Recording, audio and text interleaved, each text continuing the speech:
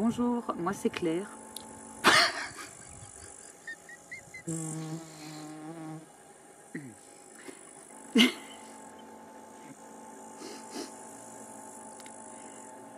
Bonjour, moi c'est Claire.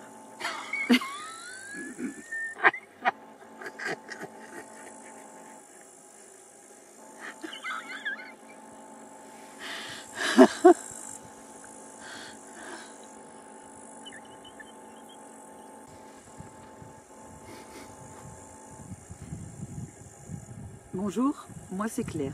Bonjour, moi c'est Dominique. Les enfants s'amusent, hein, comme vous pouvez le voir. On commence à avoir quelques petits rushs assez sympas à force de faire des vidéos. Donc je n'ai pas résisté à vous mettre un petit bêtisier en introduction. Et d'ailleurs, je viens de remarquer une chose très intéressante, c'est que juste au-dessus de ma tête, comme vous pouvez le voir, il y a des cornes de cerf. Alors pour le coup, je n'en ai pas fait exprès, c'était totalement indépendant de ma volonté, mais ça tombe très bien, comme quoi le hasard parfois fait bien les choses. Alors aujourd'hui quand même le sujet est grave, puisque c'est le deuxième épisode de Est-ce que le camping-car c'est fait pour toi ou pas? Et comme je vous avais dit dans l'épisode de la semaine dernière, je vais vous parler d'un certain nombre de choses qui sont finalement assez sérieuses. Les différents types de camping-cars pour les grands débutants qui ne s'y retrouveraient pas forcément, mon avis sur les concessionnaires et les vendeurs de camping-cars, les financements, tu vas voir que c'est quand même assez drôle aussi à ce niveau-là, et les équipements, etc., etc. Et puis quelques conseils pour essayer de tirer son épingle du jeu le moins mal possible. Voilà, à tout de suite.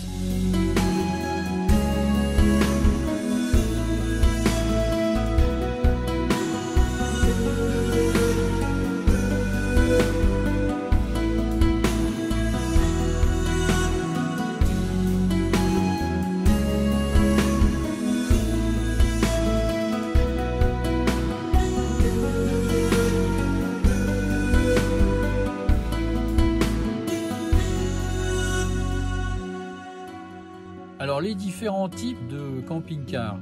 Alors évidemment, on va du van aménagé et je vous invite à vous reporter aux différentes vidéos que nous avons faites sur le sujet, puisque vous savez bien que nous avons eu pendant un certain nombre d'années un Volkswagen T6, soit brut de décoffrage avec rien dedans, soit avec un toit relevable. C'était un Westphalia Kepler. Beaucoup de choses à dire. Sur le van aménagé, les avantages, c'est que évidemment on se retrouve vraiment au niveau conduite comme si on avait un gros monospace, donc on est vraiment très proche de la voiture. Ensuite, pour stationner, on peut normalement passer sous les barres de stationnement de parking qui sont légalement à 2 mètres de haut, mais il faut faire attention parce qu'on s'est fait piéger une ou deux fois et maintenant il y a une habitude très sympathique qui consiste à mettre les barres un peu plus bas, comme ça tu te croches dessus une fois et puis après ça te calme à vie, tu n'y retournes jamais. Donc bien vérifier avant la hauteur des barres en question avant de s'engager, mais bon, on va dire dans la généralité, c'est vrai que le van aménagé, pour ce qui concerne le stationnement et les déplacements, c'est plus sympa que le camping-car fourgon profilé intégral qui plus est. Par contre, à l'intérieur, le confort est quand même très relatif. Il n'y a généralement pas de possibilité de se doucher. Alors ce qui pêche surtout, et nous ce qui nous a fait nous arrêter au niveau des vannes aménagées en question, c'est le côté sanitaire. Parce que, moi je suis désolé, mais alors c'est peut-être un truc de pépé, hein, mais si j'ai pas ma douche le matin, j'ai la tête à l'envers toute la journée, et donc ça va pas, quoi. Je suis pas en orbite tout à fait normalement, et donc ça me pose un vrai problème. Et ça, dans les vannes aménagées, alors sauf éventuellement en plein été, quand il fait un soleil de plomb, on peut toujours se doucher à poil dehors, mais enfin bon, voilà, je pense que ça va bien quand on a 25 ans, quand on en a 60, c'est déjà un peu moins drôle. Ça, c'est quelque chose qui est très sympa, mais encore une fois qu'il faut tester pour voir si ça correspond exactement à ce qu'on pense. Je prends notre exemple, et là, c'est une erreur monumentale de notre part, parce qu'on a idéalisé ce mode de voyage-là, avec tous les côtés positifs et j'insiste sur quelque chose de très important. Quand on a un truc dans la tête, on ne voit que les qualités et on a tendance à balayer les défauts et à les mettre sur le côté. Très mauvaise idée, parce qu'après ça peut coûter assez cher. En ce qui nous concerne, si on avait essayé un California ou un Westphalia avec un toit relevable pendant un week-end, je pense qu'on aurait vraiment réfléchi.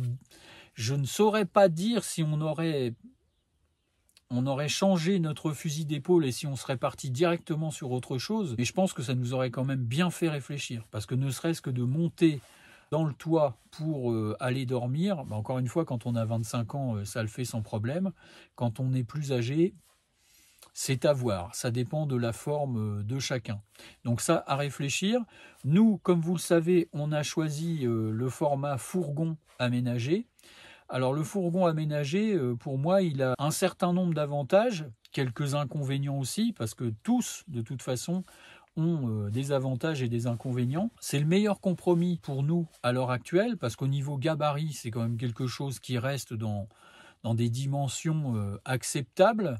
On peut se garer relativement facilement, ça se conduit vraiment, alors pas aussi facilement qu'un van aménagé qui est plus petit, moins haut, mais on est quand même très proche du monde automobile aussi, ça quels que soient les modèles. Hein. C'est ce qui offre quand même un minimum de confort, à commencer par le côté sanitaire, puisque dans un fourgon aménagé, généralement on a une douche digne de ce nom et des toilettes dignes de ce nom. Alors encore une fois, pas comme à la maison, hein, on est bien d'accord, mais ça permet quand même de prendre une vraie douche chaude. Bon, alors il n'y a pas à dire, hein, une bonne petite douche chaude dans le Grand California, c'est quand même largement plus sympa qu'une belle petite douche froide dehors avec le Westphalia. Voilà, ça rime. Je crois que c'est pas la peine que je vous montre la suite, hein, ça risquerait de choquer les plus jeunes d'entre vous. Allez, à plus. Pour nous, c'est le meilleur système pour l'instant. C'est pas forcément ce qu'il y a de plus confortable, parce que, évidemment, si je reprends la vaste question de la promiscuité, eh bien, dans un fourgon aménagé, on ne peut pas compartimenter les choses. On est toujours l'un sur l'autre, hein, ça, c'est le cas de le dire. On ne peut pas s'isoler à un moment donné. Donc ça, il faut bien l'envisager et bien l'anticiper. Mais globalement, c'est quand même assez confortable. On a un lit qui est accessible et qui est confortable, sur lequel on dort bien et paisiblement. On a quand même un certain nombre de rangements qui permettent d'emporter un certain nombre de choses aussi et de se retrouver dans une configuration, encore une fois, pas comme à la maison, mais qui s'en rapproche sensiblement. C'est-à-dire qu'on ne se limite pas dans ce qu'on a envie d'emmener. Même sur une galerie, je pense que ça aurait été impossible. Vous voyez le volume de la chose. Si vous avez par exemple à faire un petit détour chez Ikea pour ramener un meuble volumineux. Bon, le fourgon, c'est pour nous le plus compatible avec nos envies du moment. Alors peut-être quand on va vraiment vieillir et quand on va devenir gaga, non, je plaisante, hein, parce que je veux pas que les gens qui ont des profilés ou des intégraux pensent qu'on pense qu'ils sont gaga, hein, c'est pas du tout ça, c'est de l'humour, vous l'avez bien compris. Le profilé, c'est aussi un bon compromis, à mon avis, surtout qu'aujourd'hui, il y a beaucoup de modèles différents et d'implantations différentes qui permettent de trouver son compte en fonction de, justement, de ses habitudes de vie et puis de ses envies. Et dans certains profilés qui sont assez longs, c'est-à-dire généralement plus de 7 mètres, il y a un compartiment séparé pour la chambre, qu'on peut même fermer avec une porte, et donc on peut vraiment se retrouver dans 2 pièces clairement séparées. Donc ça peut aussi être un truc, je ne dis pas qu'on n'y viendra pas à un moment donné, ça nous a déjà un peu effleuré l'esprit d'ailleurs, mais bon, pour l'instant, on préfère rester sur le fourgon parce que ça nous va bien pour l'heure. Les camping-cars à Capucines qui sont plutôt dédiés aux familles nombreuses, parce que ça permet de loger les enfants dans la Capucine justement, et puis ça fait un espace de vie assez intime pour eux et c'est sympa à vivre. Après, le côté difficile de la Capucine, c'est la hauteur notamment, et ça fait vraiment un véhicule assez pachydermique, aussi bien en longueur qu'en largeur et que du coup en hauteur. Et forcément, ça limite un petit peu les choses aussi. Je vois dans certaines routes de montagne qu'on peut avoir ici en Haute-Savoie, c'est vrai que quand il y a des corniches quelquefois comme ça, on a pratiqué, hein, parce qu'on a eu un CI qui faisait 7,20 m de long et 3,20 m de haut, si je me rappelle bien. Et forcément, alors là, pour le coup, il y a vraiment un truc à avoir là-haut pour ne pas oublier les hauteurs, surtout quand on fait de la montagne, parce que là, on peut se retrouver avec un certain nombre de difficultés assez rapidement et sans l'avoir vu arriver. Donc voilà, les Capucines, j'ai envie de dire, aujourd'hui, je pense que sur le marché du camping-car, à proprement parler, c'est devenu assez anecdotique. Il y en a encore, hein, et même des véhicules qui sont plutôt bien foutus. Mais évidemment, pour nous, c'est totalement inutile de partir là-dessus. Dernière catégorie de véhicules que sont les intégraux. On se rapproche de plus en plus de la maison. C'est vraiment la maison sur roue. Beaucoup de gens assez âgés qui utilisent ces véhicules-là parce que évidemment c'est ceux qui offrent le maximum de confort, de vie à l'intérieur. Là, on se retrouve vraiment avec des espaces qui sont plutôt généreux, avec tout un équipement qui va avec et qui est assez luxueux. Donc télévision, four à micro-ondes, four tout court, etc., etc. Enfin, j'en passe et des meilleurs. Donc là, on est encore dans un autre registre et dans une autre philosophie de voyage en camping-car. Après, je ne peux pas trop en parler parce que j'ai jamais conduit d'intégraux, mais je ne me vois pas là-dedans. Pourtant, effectivement, je n'ai pas d'appréhension à conduire des véhicules d'un gabarit assez important. Mais je sais pas, ça me parle pas et ça ne m'inspire pas du tout. Je me vois pas me balader là-dedans. J'ai l'impression que là, pour le coup, on est vraiment limité pour ce qui concerne les stationnements, notamment à du parking à proprement parler. Si on veut faire ce que nous, on a l'habitude de faire et qui est justement compatible avec le format fourgon, dormir en pleine nature, dans une forêt ou sur un petit chemin ou des choses comme ça, là, avec un intégral, ça me paraît, c'est sûrement possible, hein. Je suppose qu'il y a des gens qui le font et si c'est votre cas, vous ne manquerez pas de nous le dire dans les commentaires en question pour contredire ce que je suis en train d'avancer tout de suite.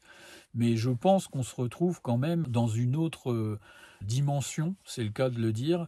Et c'est pas une dimension qui, pour l'instant, nous parle. Je ne dis pas encore une fois qu'on n'y viendra pas, hein, parce que, comme dirait ma grand-mère Fontaine, je boirai pas de ton eau. Il faut éviter ce genre d'affirmations sur lesquelles on peut quelquefois revenir plus vite qu'on ne le voudrait. Alors j'ai dû mettre un peu de lumière puisqu'il commence à se faire tard, hein, évidemment, on parle, mais pendant ce temps-là, le temps passe.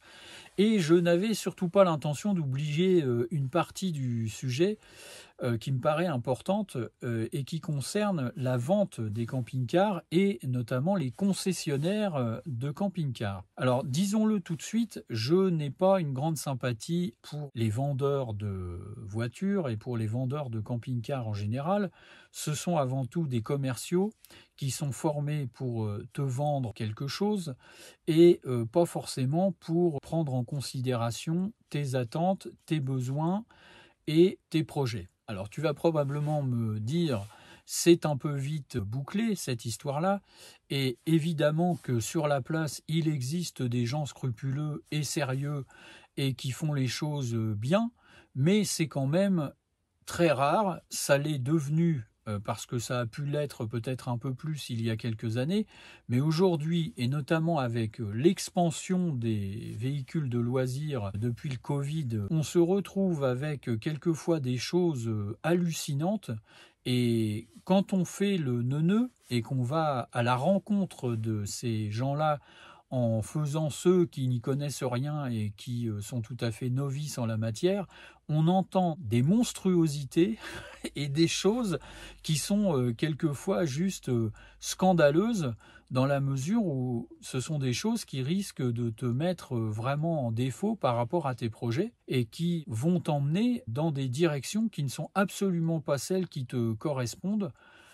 Évidemment, mieux vaut vendre un véhicule de 90 000 € que un à 50 000, sachant que 50 000, c'est déjà énorme quand tu vois ce qu'est un fourgon aménagé. Alors même si évidemment à l'intérieur d'un fourgon aménagé il y a tout un tas d'équipements sur lesquels je ne vais pas revenir parce que tu les connais, on reste quand même sur un utilitaire assez basique. Ce sont des véhicules qui ont flambé au niveau des prix en quelques années. Et c'était en 2018, donc c'est assez récent, encore une expérience vécue et une petite histoire sympa. J'ai acheté un Globcar, donc un fourgon aménagé, qui était un modèle assez basique, mais qui allait très bien. J'avais payé à l'époque, si je me rappelle bien, ce véhicule 43 000 €, ce que je trouvais déjà un prix assez sympathique. Et aujourd'hui, ce même véhicule qui existe toujours, il vaut en gros pratiquement 20 000 € de plus. Donc entre 2018 et 2024, il n'y a quand même que 6 années de différence, on est passé quasiment à un tiers de plus pour la même chose. Alors qu'est-ce qui a changé depuis 2018 du côté des constructeurs? Je ne sais pas, les véhicules ont un peu évolué, mais si peu que ça vaut même pas la peine d'en parler. Le tableau de bord a été un peu modifié, mais... enfin, vraiment à la marge. Les équipements intérieurs sont exactement les mêmes, à quelques nuances près encore une fois, et ce qui ne justifie évidemment certainement pas une pareille augmentation de prix. Alors, ce que je dis là, de toute façon, on a beau pleurer, ça ne changera rien. Les prix sont ce qu'ils sont et on est obligé de payer plus cher pour la même chose, on est bien d'accord. Voilà, c'est pour dire un petit peu l'optique de ces gens-là. Ils ont bien vu qu'à un moment donné, il y avait un engouement pour les véhicules de loisirs.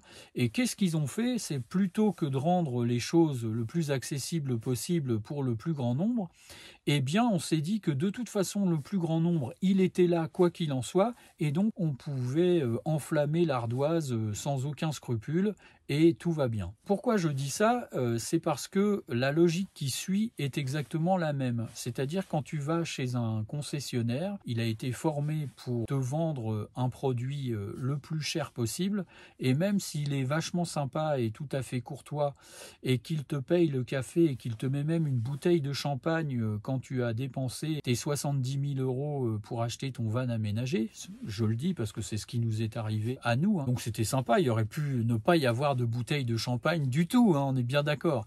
Mais bon, enfin c'est quand même un peu du foutage de gueule intégral. Donc, grande méfiance par rapport à ces gens qui vont te donner des conseils plus ou moins bons et qui vont surtout te conseiller d'acheter le véhicule le plus cher possible et de te monter des équipements qui vont leur rapporter de l'argent aussi, parce que ces gens-là vivent aussi des équipements qu'ils montent sur les véhicules en question, puisque tu n'auras pas manqué de te rendre compte que dans chaque concession de camping-car, il y a un magasin d'accessoires, et c'est pas juste pour faire plaisir aux clients, c'est parce que ça fait aussi monter le chiffre d'affaires. Nous avons aussi vécu des choses hallucinantes. Je te remets la petite vidéo concernant le panneau solaire que nous avions fait monter sur le Westfalia à l'époque, en précisant bien qu'il ne fallait pas que le panneau solaire dépasse une certaine hauteur sur le toit parce que je tenais absolument à rentrer le véhicule dans le garage. Voilà, je te laisse visionner la vidéo et tu verras de quoi je veux parler. Donc, une fois que le chèque est fait, et ça, j'ai envie de dire, c'est pas que chez les concessionnaires de camping-car, hein, on est bien d'accord, mais particulièrement dans les concessions automobiles et chez les gens qui vendent du matériel à rouler, on est quand même assez confronté à ce genre de choses. Une fois que ton chèque est fait, on ne te connaît plus, en gros. Quelques petites astuces à ce niveau pour essayer de bénéficier des prix les plus intéressants possibles, compte tenu de ce qu'on vient de dire. Il y a un certain nombre de périodes dans l'année pendant lesquelles il est intéressant d'acheter et inversement pendant lesquelles il n'est pas intéressant d'acheter. Alors par exemple, le meilleur mois pour faire une acquisition avec une grosse réduction ou un bon rabais, c'est le mois de décembre, ou tout au moins la fin de l'année. parce qu'à la fin de l'année, il y a des véhicules en stock qui n'ont pas été vendus et il y a ce qu'on appelle communément les déstockages. Et lors des opérations de déstockage, tu peux effectivement quelquefois faire de belles opérations financières, toucher un véhicule qui coûte 70 000 € à 10 ou 12 000 € de moins. Quelquefois même avec des équipements offerts parce que les concessionnaires sont obligés de se séparer d'un certain nombre de véhicules de la flotte de l'année qui précède pour pouvoir récupérer les véhicules de l'année qui vient. Et ils ont la pression par les constructeurs de camping-cars, mais c'est exactement la même chose dans le domaine de l'automobile. Et ils doivent se séparer d'un certain nombre de véhicules en stock que, évidemment, pour le coup, ils acceptent de... Alors, je ne sais pas si on peut dire brader, mais en tout cas, on est un peu là-dessus. Et du coup, on peut faire quelquefois de bonnes affaires en achetant à cette période. Inversement, si tu t'y prends en pleine période pré-estivale, à partir de début avril jusqu'à fin juin, là, tu vas prendre cher parce que c'est le moment où tout le monde veut son véhicule pour partir en vacances. Donc là, même quelquefois, on a des prix qui s'envolent. C'est-à-dire là où il y a un camping-car qui vaut 70 000 € encore une fois à une certaine période, à une autre période, il va tout d'un coup en valoir 75 000.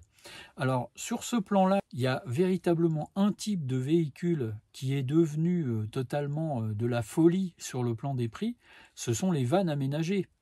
Encore une fois, je prends un exemple tout à fait probant, puisque c'est le nôtre.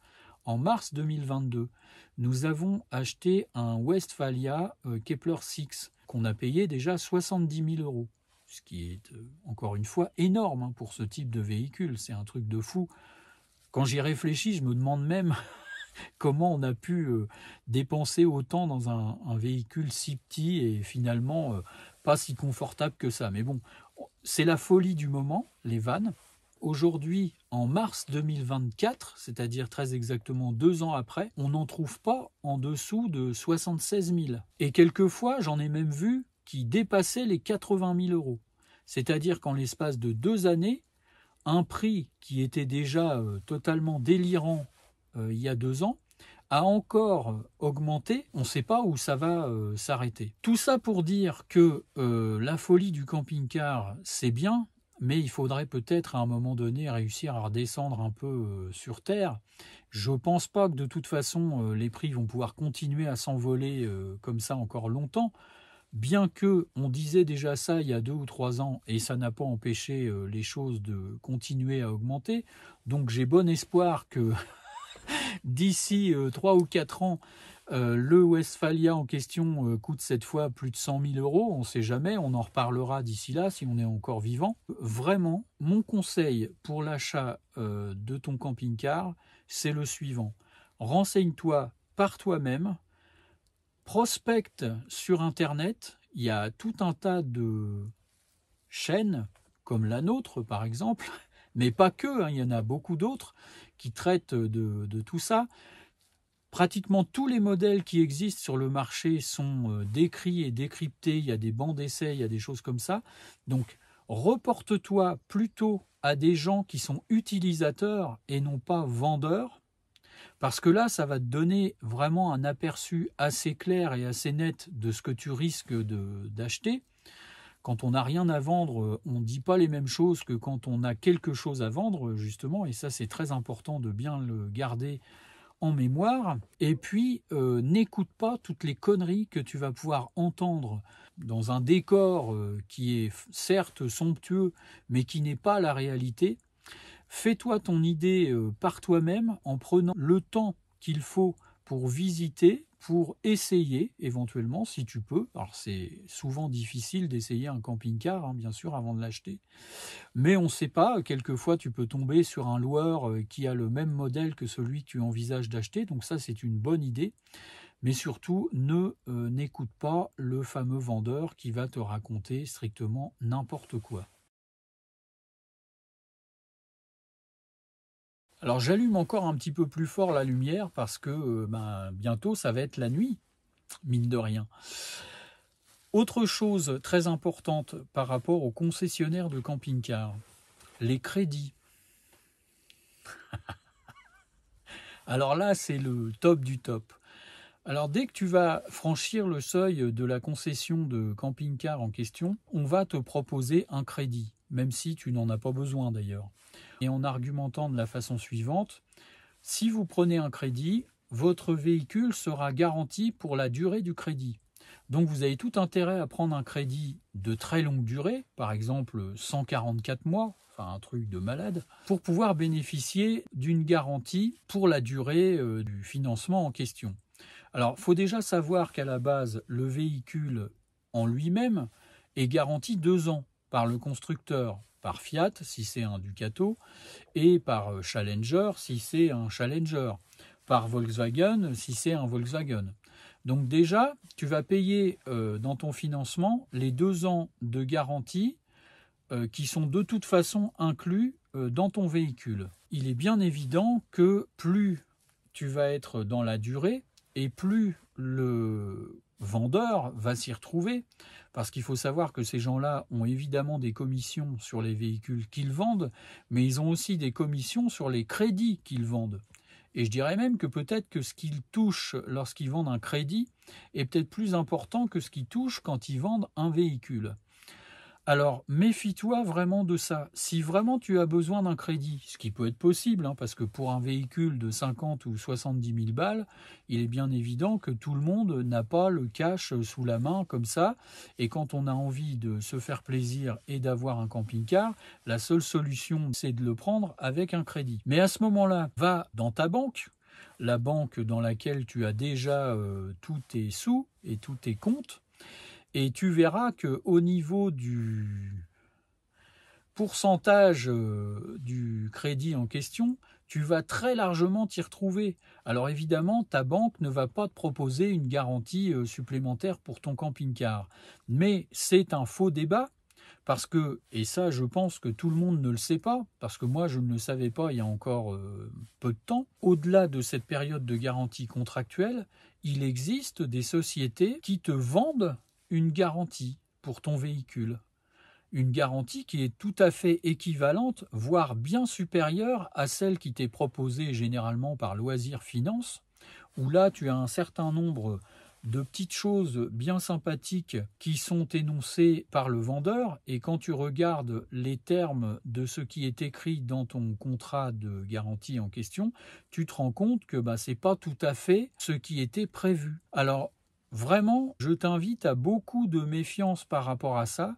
Le coût du Loisir Finance et du crédit qu'on te vend pour te garantir le véhicule sur toute la durée du crédit, c'est très sympathique. Je serais curieux de voir la mise en œuvre de la garantie en question si vraiment tu rencontres un problème avec le véhicule. Si vous avez des exemples de ce qui a pu être fait dans votre cas précis, et si vous avez été confronté à un problème et que vous avez dû recourir à la garantie en question offerte avec le crédit, enfin offerte, je pèse mes mots, qui vous a été vendu par le concessionnaire de camping-car, je suis preneur, bien évidemment, parce qu'il n'est jamais inintéressant d'en savoir trop.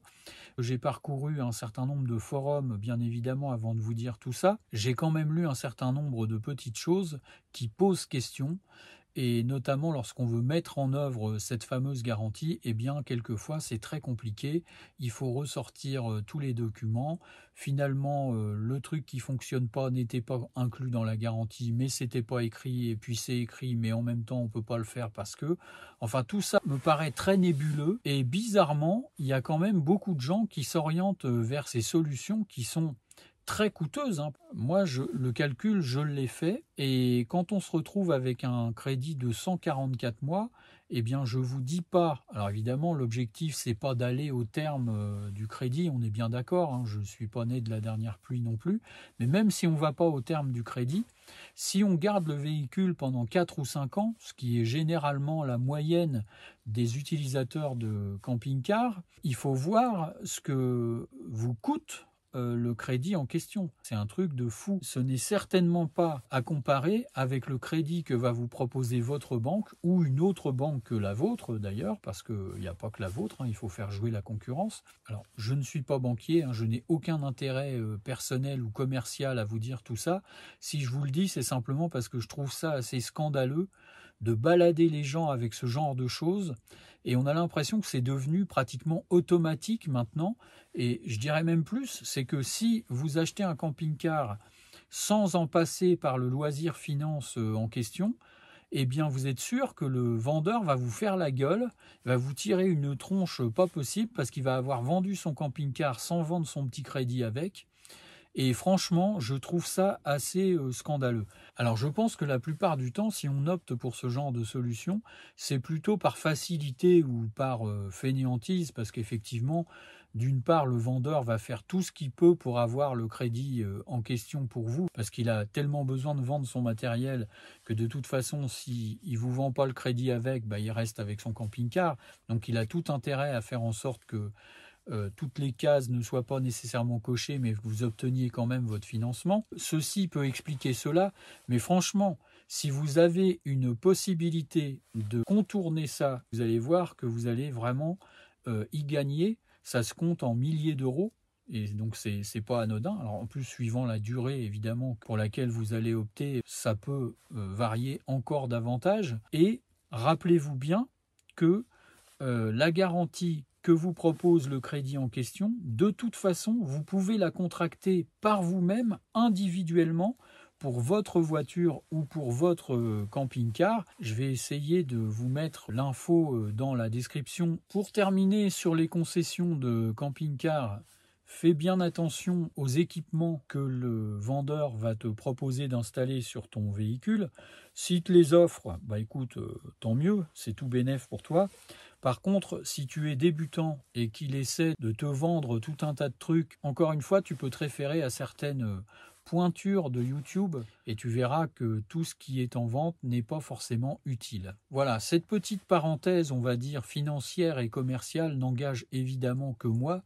Libre à chacun de penser ce qu'il veut et de faire ce qu'il veut avec son argent, hein, bien sûr. En tout cas, pour ce qui me concerne, les loisirs finance et compagnie, je vais vous quitter sur ces bons mots en espérant que ces petites idées que je vous ai partagées vous seront utiles. Et bien sûr, si vous avez des questions très précises sur un modèle particulier ou sur une façon de vous déplacer un peu différente de celle que j'ai évoquée, n'hésitez pas à commenter. Au contraire, hein, bien sûr, ça fait vivre la chaîne.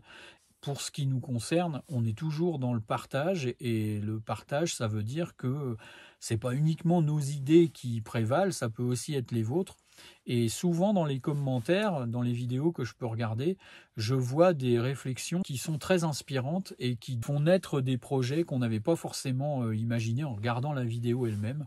Donc ne vous privez surtout pas de débattre de tout ce qui vient d'être dit dans les commentaires de la vidéo. Et également, je le rappelle encore une fois, sur Instagram, puisque nous avons un petit compte Instagram qui commence à grimper aussi. Je vous souhaite tout le meilleur, prenez soin de tous ceux que vous aimez comme d'habitude, et à bientôt sur Au Gré du Van. Salut!